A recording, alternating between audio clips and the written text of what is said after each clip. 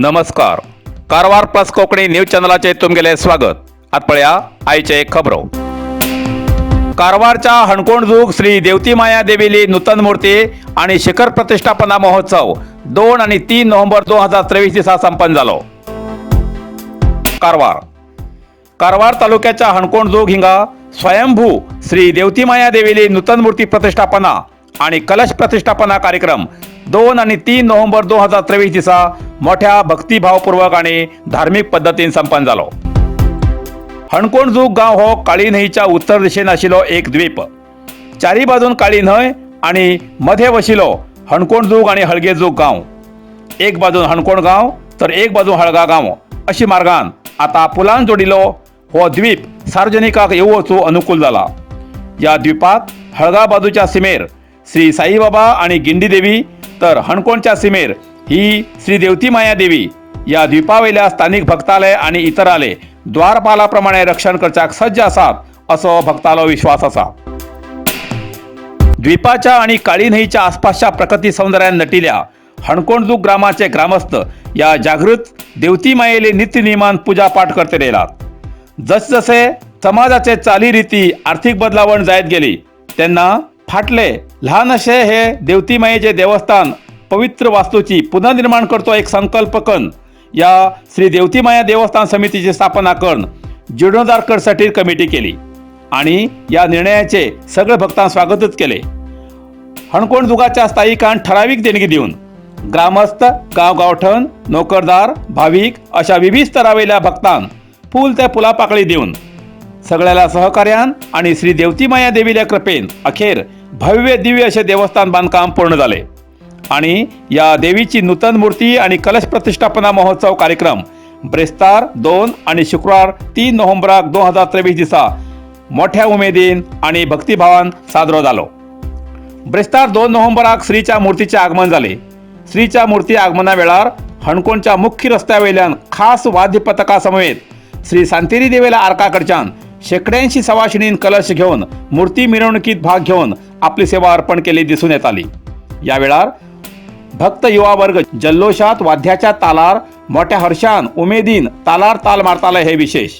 अशा भक्तिमय वातावरणात भक्त जास्तीत जास्त भगवे रंगाच्या वेशभूषेत दिसताले.